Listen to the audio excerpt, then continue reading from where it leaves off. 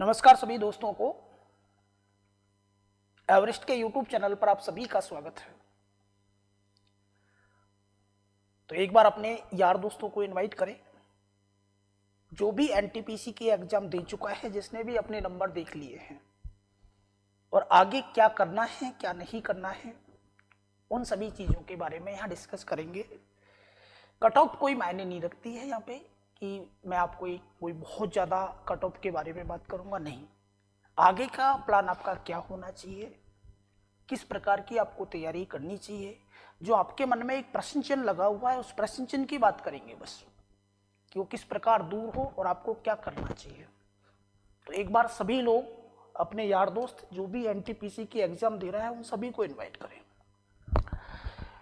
जैसा कि आप लोगों ने बहुत सारे वीडियो देख चुके हैं, आप मुझे पता है कल से आप यही काम कर रहे हैं। बहुत सारे लोगों के पास फोन कर चुके हैं, फेसबुक पे डाल चुके हैं, ग्रुपों में डाल चुके हैं अपने नंबर, कितनी जाएगी। हमेशा सबके दिमाग में एक क्वेश्चन है, चाहे आपके 60 नंबर आ रहे हैं तो, चाहे आपके 40 आ रहे हैं तो, चाहे आपके 80 आ रहे हैं तो, सभी लोग कल से जहां भी आपके सोर्स हैं आप ढूंढने की कोशिश कर रहे हैं कि परसेंटेज क्या रहेगी। और जितना ज्यादा आप इस चीज में घुसोगे उतना ही ज्यादा प्रश्न चिन्ह आपका बढ़ता चले जाएगा। इसीलिए ज्यादा लेकिन परंतु में आपको विश्वास नहीं करना है।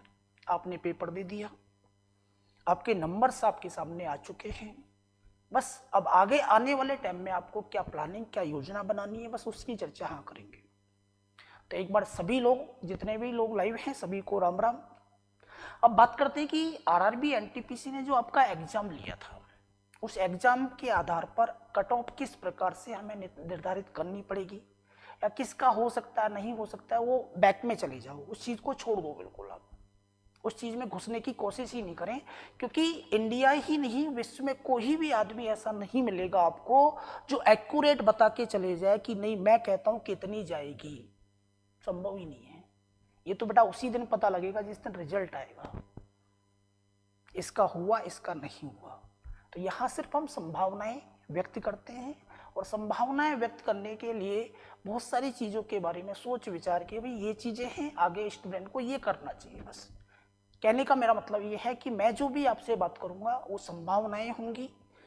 कट ऑफ कोई निर्धारित आज के दिन करना चाहे तो ये संभव नहीं है। मैं क्या किसी भी तरीके से इसको निर्धारित नहीं किया जा सकता।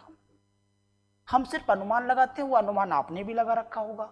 फर्क इतना है कि आपसे थोड़ा सा ज्यादा एक्सपीरियंस हमारे पास है इन एग्जामों को देने का, बच्चों से ज्यादा हमारा दायरा है, तो थोड़ा सा एक ज्यादा एक्यूरेट चीज हम बता सकते हैं, या फिर आपको क्या करना चाहिए उस तरीके की बातें हम कर सकते हैं। चलो शुरू करते हैं।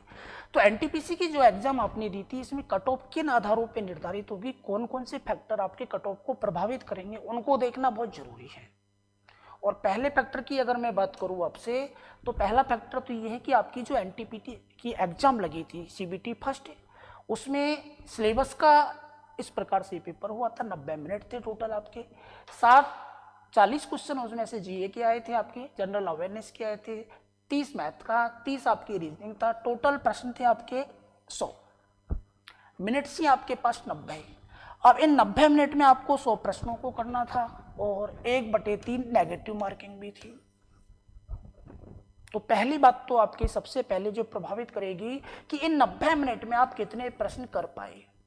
क्या आपने पूरे प्रश्न कर दिए? ये संभव नहीं है कि हर स्टूडेंट जो गया है एग्जाम देने वो पूरा प्रश्न कर पाया हो, पूरे पेपर को अटेम्प्ट कर पाया हो। आप में से ऐसे भी होंगे जो केवल 80% अटेम्प्ट कर पाए थे, ऐसे भी होंगे जो केवल 70 तक ही पहुंच पाए थे। तो पहली चीज तो ये। और 100 तक पहुंचने वाले भी फिर नेगेटिव के कारण रुक रहे होंगे, पूरा अटेम्प्ट नहीं किया होगा उन्होंने। पहली चीज आपको ये याद रखनी है कि 100 प्रश्न जो हमें 90 मिनट में करने थे, उनमें से सभी ने एक जैसे नहीं किए होंगे। कोई 90 कर पाया होगा, कोई 80 कर पाया होगा, कोई 70 पे रह गया होगा, ऐसे भी होंगे जो 50 तक ही पहुंच पाए होंगे। तो पहली चीज तो ये प्रभावित करेगी कि किसने कितने प्रश्न अटेम्प्ट किए हैं। दूसरी चीज भी आती है। दूसरी चीज, ये जो जगह निकली है इन जगहों की संख्या आपको प्रभावित करेगी कि इस बार जगह कितनी थी आपके पास। तो अंडर ग्रेजुएट और ग्रेजुएट दोनों जगहों को अगर हम मिला लेते हैं तो वैकेंसीज आपके पास लगभग 35,277 के आसपास निकली है ये। और 35,000 277 वैकेंसीज के लिए लगभग 125 करोड़ फॉर्म आए हैं, जो कि अब तक का रिकॉर्ड है कि इतने फॉर्म किसी एक वैकेंसी में नहीं आए हैं। तो ये चीज भी आपको ध्यान रखनी है। अब लेकिन यहाँ मैं अटेंडेंस की बात करूँ कि 125 करोड़ लोगों ने फॉर्म तो भर दिया, लेकिन हर शिफ्ट में, हर बोर्ड में अगर आप एवरेज निकालोगे तो सीबीटी फर्स्ट देने वालों का अटेंडेंस जो है आपके 45 से 50% बैठता है। अर्थात 50% बच्चे तो ऐसे हैं जिन्होंने फॉर्म तो भरा था लेकिन एग्जाम नहीं दिए। तो जो आपके 125 करोड़ का कंपटीशन था वो आधा रह गया यहाँ आते आते, पेपर होते होते। फॉर्म भरते समय आपको 125 करोड़ नजर आ रहे थे, अब वो आपके सामने 60 लाख रह गए हैं। तो दूसरी चीज जो आपके कट ऑफ को निर्धारित करेगी वो नंबर ऑफ स्टूडेंट जिन्होंने एग्जाम को दिया है, और वो एवरेज हमारे पास निकल के आता है 45 से 50%। इस बात से मेरे हिसाब से आप भी एग्री होंगे कि सब लोग एग्जाम देने नहीं गए हैं। 45 से 50 या 55 कहीं बैठ गया होगा, इससे ज्यादा नहीं जा पाया है। कहने का मैं मानूं तो आपको करीबन लगभग 60 लाख लोग जो ऐसे हैं जो एग्जाम में बैठे हैं। अब तीसरी बात आती है कि यहाँ जितने लोगों ने एग्जाम दी थी उनकी तैयारी का लेवल क्या था। तो जितनी भी पेपर भरते हैं उनमें से 50%, और जो एग्जाम में बैठ गए उनमें से आप लगा लो 30 से 40% स्टूडेंट ऐसे होते हैं जिनकी तैयारी उस पेपर के हिसाब से बहुत अच्छी होती है, जो टक्कर देने की कंडीशन में होते हैं। बाकी लगभग 60% स्टूडेंट फॉर्म भरते समय तो बहुत सारे दिमाग में उनके क्वेश्चन रहे होंगे, तैयारी की सोचा होगा, कोई कारण रहा होगा, समय नहीं मिला होगा, या फिर उनके पास ऐसे विकल्प नहीं होंगे कि वो तैयारी कर पाए। कहने का मतलब उतनी लेवल की उनकी तैयारी नहीं हो पाती है किसी कारण से। तो ये चीज भी आपके इसको प्रभावित करेगी। अब अगली चीज जो आपके पेपर को प्रभावित करेगी वो है आपका बोर्ड। बहुत बड़ा रोल अदा करेगा कि आपने किस बोर्ड से फॉर्म भरा है। सभी जगह बराबर जाने वाली तो है नहीं कि मैंने कह दिया कि 55%, वो 55 में भी वेरिएशन कम से कम 15 से 20 नंबर का आएगा। पिछली बार भी आपने एनटीपीसी फाइनल कट ऑफ में देखा होगा कि एक आध बोर्ड तो थे जहां 80+ चली गई, और एक आध बोर्ड ऐसे थे जहां 60 पे ही हो गया सिलेक्शन। अर्थात ज्यादा भी नहीं तो कम से कम 10 से 15% का वेरिएशन तो बोर्ड डाल देगा आपके अंदर। कुछ बोर्ड ऐसे होंगे जहां का परसेंटेज बहुत हाई जाएगा, जैसे मैं अजमेर की बात करूं आपसे, चंडीगढ़ की बात कर लो आपसे, मुंबई है आपके, इलाहाबाद है आपके, कोलकाता है आपके, ये बहुत हाई ले रहने वाले हैं। दूसरी ओर आपके गुवाहाटी है, मालदा है, पटना है, चेन्नई है, उनकी परसेंटेज, सिकंदराबाद है आपका, उनकी परसेंटेज कम रहने वाली है। तो ये भी एक निर्भर करेगा कि आप किस बोर्ड से अटेंडेंस हुए हो, किस बोर्ड से आपने एग्जाम दिया है, ये आपकी किस्मत पे निर्भर करेगा। तो ये बोर्ड भी आपकी प्रभावित करेगा। अगला जो है वो आपकी कैटेगरी प्रभावित करेगी कि आप किस कैटेगरी को बिलोंग करते हो, क्योंकि यहां भी कम से कम नहीं तो ज्यादा नहीं तो 10% का अंतर आपके नंबर में आ जाएगा। हर बोर्ड में कैटेगरी की आप किसकी है, एससी हैं आप, एसटी हैं आप, ओबीसी हैं आप, ईडब्ल्यूएस हैं, तो ये भी आपके नंबर्स को प्रभावित करेगा। और इन सब का बाप जिसका आप सबको इंतजार है, अभी जो आपके नंबर आए हैं बेटा ये रॉ मार्क्स हैं। रॉ मार्क्स का मतलब है कि आपके ओरिजिनल नंबर, आपने 80 प्रश्न किए थे, 10 आपने गलत कर दिए, माइनस काट के आपके जितने बचे वो आपके ओरिजिनल नंबर हैं।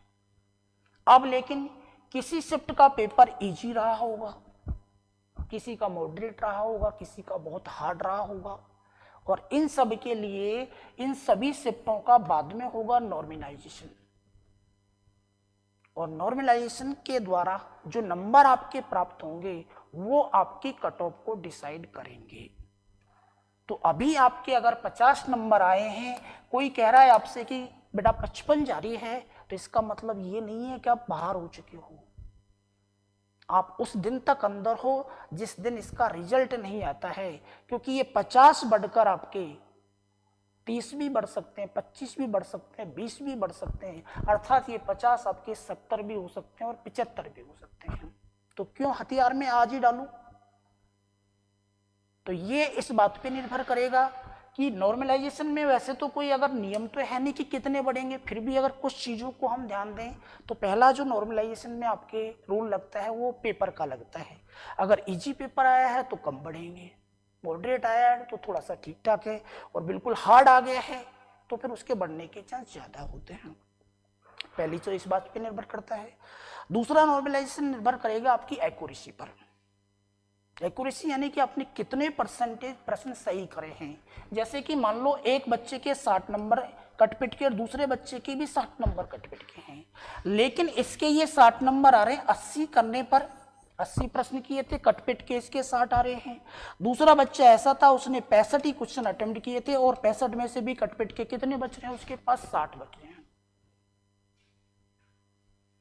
तो ये बात भी आपको याद रखनी है कि आपकी एक्यूरेसी कितनी है, ये भी डिपेंड करेगी कि आपके नंबर कितने बढ़ने वाले हैं।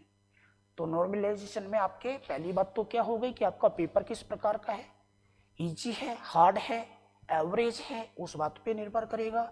दूसरा आपकी क्वेश्चन की एक्यूरेसी अर्थात कितने परसेंटेज आप सही अनुमान लगा पा रहे हो, उस बात पे भी निर्भर करेगी।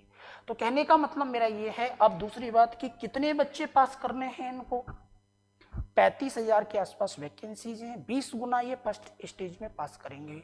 तो 35 इंटू आपके 20 करते हैं तो लगभग ये 7 लाख के ऊपर, यानी कि कुछ बच्चे हैं जो कट ऑफ सेम होगी, नंबर सेम होंगे, उनको भी पास करना होगा।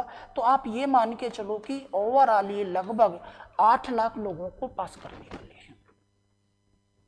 कितने लोगों को पास करने वाले, 8 लाख लोग पास होने वाले हैं। और एग्जाम में मैं ये मानता हूं कि लगभग आपके 50 से 60 लाख लोगों ने एग्जाम दी है, उनमें से 8 लाख लोगों में आपको आना है। और 8 लाख कोई भर्ती का फाइनल कट ऑफ नहीं है, ये 1000 वैकेंसी नहीं है, ये 2000 वैकेंसी नहीं है, 35,000 वैकेंसी नहीं है जिनकी कट ऑफ आप 80, 85, 75 मान रहे हो। आप ये मान के चलो कि आपकी वैकेंसीज कितनी है, सीबीटी फर्स्ट के लिए 8 लाख वैकेंसीज है, और इन 8 लाख के अंदर आपको आना है। तो कहने का मेरा मतलब ये है कि कंफ्यूज होने की बिल्कुल जरूरत नहीं है, बहुत ज्यादा हाई सीबीटी फर्स्ट की मेरिट नहीं जाने वाली है, पहली बात। दूसरी बात, आपके जो ओरिजिनल नंबर आ रहे हैं ये मेरिट इस पे नहीं जा रही है।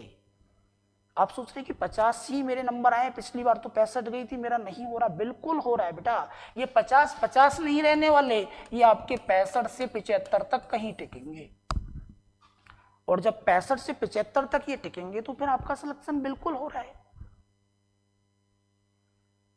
तो इस प्रकार से अगर आप देखते हो तो ये कट ऑफ के आपके 40 आ रहे हैं, 45 आ रहे हैं, ये ओरिजिनल नंबर हैं, और इनमें बढ़ोतरी बेटा 10-15 से लेके 30 नंबर तक हो जाती है। एनटीपीसी आपने भी दिया है, रेलवे के अन्य एग्जाम भी आपने दिया है, रेलवे जेई का एग्जाम दिया था पिछली बार, ग्रुप डी का एग्जाम आपने दिया होगा।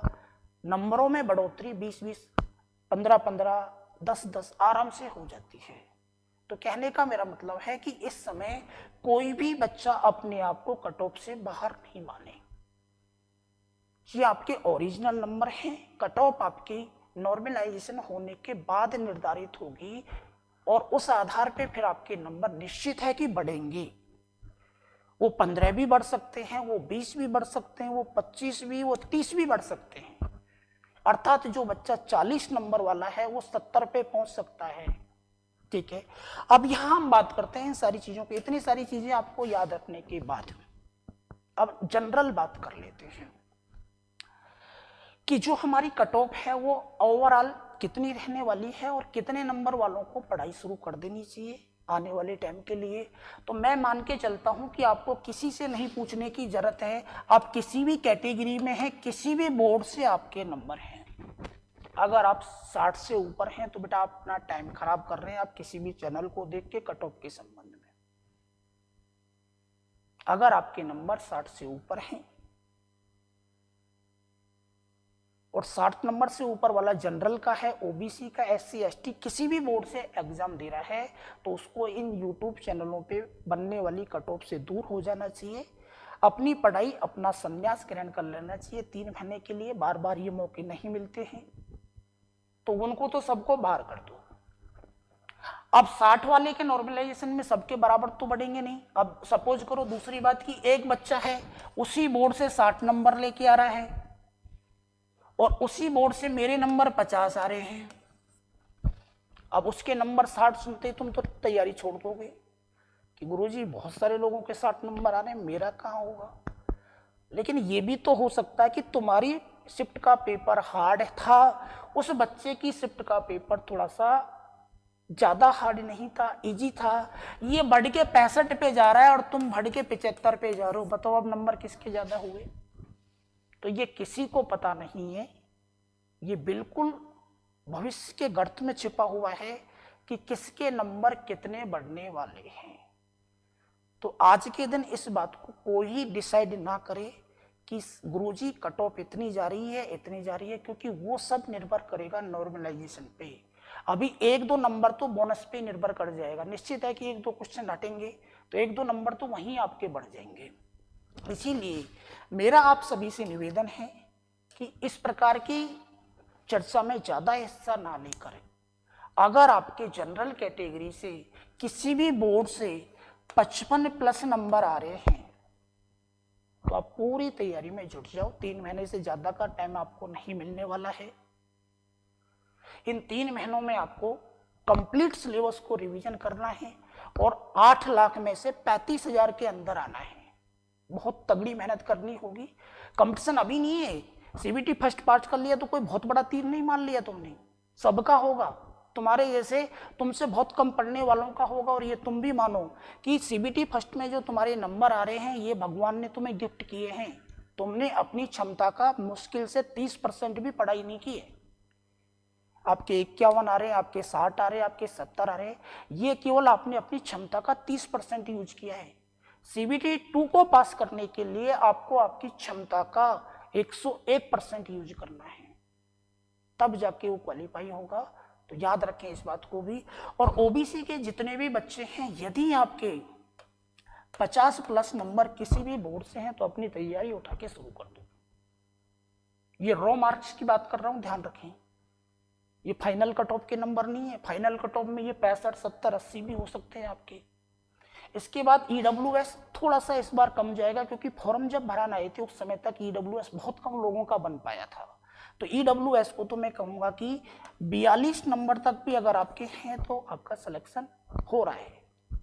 और एससी और एसटी की बात करूं तो यदि आपके नंबर 45 के आसपास हैं दोनों कैटेगरियों में, तो आप किसी भी बोर्ड से सेफ हैं और आपको अपनी तैयारी अच्छे लेवल की शुरू कर देनी चाहिए आज से ही। अब याद रखें, मैंने 55 कह दिया, इसका मतलब ये नहीं कि 50 वाला तैयारी नहीं करेगा। इस बात को भी याद रखें। 50 वाला भी हो सकता है कि इस 55 वाले को पीछे छोड़ दे, इसके बढ़ने मान ले 10 नंबर और इसके बढ़ गए 15 नंबर। बोलो दोनों बराबर हुए कि नहीं हुए। और इस बात को आज के दिन आपसे कोई बताने वाला नहीं है कि आपके नंबर कितने बढ़ेंगे। इसीलिए मेरा कहना तो ये है कि जिन लोगों के भी आपके लग रहा है कि 50 या 50 से ज्यादा जनरल कैटेगरी ओबीसी में है और 40 से ऊपर जिनके एससी एसटी में ईडब्ल्यूएस में है, वो सभी बहुत अच्छे लेवल पे अपनी तैयारी को शुरू कर दें। भगवान करे आप सभी का सीबीटी फर्स्ट हो जाए, क्योंकि 8 लाख बहुत बड़ी संख्या होती है, उसमें आप टिक जाओगे। और 8 लाख में अगर नहीं भी टिक पाए तो आपकी पढ़ाई कहीं नहीं जा रही है, तुरंत ही आपके ग्रुप डी एग्जाम आने वाला है। सेम सिलेबस है, कुछ भी नहीं हटने वाला है। अजमेर की बात करें बेटा, आपके चंडीगढ़ की बात करें, आपके इलाहाबाद की बात करें, इनकी थोड़ी मेरिट हाई रहने वाली है। लेकिन रॉ मार्क्स आपके 60 से ऊपर हैं तो किसी भी बोर्ड में हो आपको बेधड़क तैयारी शुरू कर देनी चाहिए। मेरा एवरेज लगभग ये है, ये लेकिन फाइनल नहीं है, इससे भी कम जा सकता है। रॉ मार्क्स 40 के आसपास। मैं मानता हूँ कि एसटी एससी में 40 बहुत है और 40 से ऊपर वालों को सभी को बहुत अच्छे लेवल पे अपनी आज ही तैयारी शुरू कर देनी चाहिए। 40 से ज्यादा है, क्योंकि मुझे नहीं पता, मैं कह रहा हूं कि 45 नंबर मैंने कह दिया आज की तरह आपके 45 हैं, लेकिन आपके दोस्त के 42 नंबर ही हैं। अब इसकी कोई गारंटी नहीं है कि आपकी जो नॉर्मलाइजेशन होगा ये 45 वाला वहां आगे रहे, आप इससे आगे जा सकते हो। ये 45 वाला 50 पे अटक जाए, तुम 42 वाले 55 पहुंच सकते हो। इसीलिए आज के दिन इस चीज को छोड़ दो बिल्कुल ही। और जिनके भी इतने नंबर आ रहे हैं या इसके आसपास आ रहे, 5 आसपास कम हैं, वो सभी अपनी तैयारी में जुट जाएं। और तैयारी किस हिसाब से करनी है उसका भी थोड़ा सा 1 मिनट का एनालिसिस कर लेते हैं। समय वही है आपके पास, 90 मिनट ही है, लेकिन क्वेश्चन बढ़ चुके हैं, 20 क्वेश्चन एक्स्ट्रा आएंगे आपके पास। इस बार आपके जीए जनरल अवेयरनेस जो आएगा वो 50 नंबर का आएगा, आपके मैथमेटिक्स 35 नंबर की है, आपकी रीजनिंग 35 नंबर की है, और ये तीनों मिला के आपको 120 क्वेश्चन है। सबका मैंने एक नॉर्मल एवरेज बता दिया है जगमोहन, आप अपने हिसाब से उसको देख लें। सभी कैटेगरीज में मैं कहता हूं कि आपके जनरल में आप 50 प्लस से ऊपर अगर किसी भी बोर्ड से हैं तो आपको अपनी तैयारी बहुत अच्छे लेवल पे शुरू कर देनी चाहिए। और यदि रिजर्व कैटेगरी में आप SC ST EWS में 40 से ऊपर है तो आपको तैयारी अपनी बहुत अच्छे लेवल पे कर देनी चाहिए शुरू। अब यहाँ आपको किस सब्जेक्ट को कितना समय देना है, मेरे हिसाब से जिनकी CBT फर्स्ट निकलेगी, रीजनिंग बहुत अच्छी हो चुकी होगी, केवल आपको अभ्यास करना है। और अभ्यास के लिए आप 1 से 2 घंटे का समय दे सकते हैं, केवल स्पीड बढ़ानी है और कुछ नहीं करना है, इसमें सारी कुछ आपको पहले से आता है। और बात करते हैं मैथ की, तो मैथ में आपको एक्यूरेसी बढ़ानी है और कैलकुलेशन अपनी बढ़ानी है, और इसको भी आप 3 से 4 घंटे का समय दे सकते हैं। लेकिन ज्यादा जो आपका सिलेक्शन डिपेंड करेगा इस बार, वो करेगा बेटा इसके ऊपर। कहने का मतलब आपका आधा समय जो है वो कम से कम जीए पे जाना चाहिए। और जीए में भी याद रखना बेटा, कम से कम 10 क्वेश्चन तो लिख के लो, आज कंप्यूटर के आएंगे इसमें। 1 साल की करंट अफेयर को जितनी भी मैगजीन आपके पास है नोट्स बना लो, कम से कम 1 साल की तो आपकी रटी हुई होनी चाहिए, उंगलियों पे होनी चाहिए करंट अफेयर्स। इसके अलावा साइंस के तीनों पार्ट आपके याद होने चाहिए, और स्टैटिक जीके आपकी बहुत अच्छी होनी चाहिए। बाकी तो हिस्ट्री, ज्योग्राफी, पॉलिटिकल आप पढ़ोगे, लेकिन उसके अंदर इतना जाने की जरूरत नहीं है। यहाँ से आपको एक तो करंट आपका 1 साल का कंप्लीट होना चाहिए, 10 नंबर आपको कंप्यूटर दे के जाएगा, स्टैटिक जीके आपको सब कुछ याद होना चाहिए, दुनिया में क्या क्या बड़ा छोटा क्या दुनिया भर के युद्ध वगैरह हैं, और साथ ही साथ साइंस आपको याद होनी चाहिए। कहने का मतलब आपके टोटल 15 घंटे में से आधा समय आपका जीए में जाना चाहिए। तो मेरे हिसाब से आप सभी के समझ में आ गया होगा। इन चीज़ों में ज़्यादा मत फंसो कि कितनी कट ऑफ है, नहीं है, कहाँ ये चैनल देखा, दूसरा देखा, तीसरा देखा, उससे बात की, इससे बात की, कंफ्यूज होने के अलावा कुछ नहीं मिलने वाला है। आप सबका होगा अगर आपके नंबर इतने के आसपास हैं, और यदि इससे कम है तो भी आप अपनी तैयारी को जारी रखें। बाय द वे अपना नहीं हुआ है, मेल फीमेल एक ही होती है बेटा, इसमें अलग अलग नहीं होती नितिन। नहीं भी होता तो ग्रुप डी आपके सामने है, सेम सिलेबस है, CBT 2 और ग्रुप डी आप एक साथ भी कर सकते हैं। लेकिन ये भी याद रखें कि आपको मैक्सिमम 3 महीने का टारगेट लेके चलना है, CBT 2 इससे ज़्यादा नहीं है, कंपटीशन बहुत ज़्यादा रहेगा। 8 लाख लोगों में से छलांग लगा के आपको 35,000 के अंदर आना है। अब खुद सोच लो आपको कितनी तैयारी करनी है। सभी लोग इंटेलिजेंट होंगे, सबकी मैथ अच्छी होगी, रीजनिंग अच्छी होगी, जीके अच्छी होगी। तो आज के लिए इतना ही, सभी को नमस्कार।